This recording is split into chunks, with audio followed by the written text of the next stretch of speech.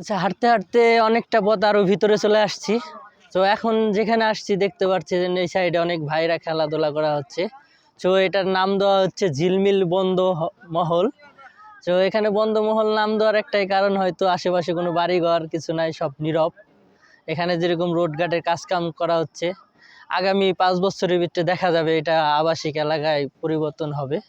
তো যতটুকু আমার জানা মতো নিউজ আছে, এখানে ঢাকা জগন্নাথ বিশ্ববিদ্যালয় এই সাইডে নিয়ে আসবে, আমি যতটুকু জানি সেটাই আপনাদের মাঝে বললাম।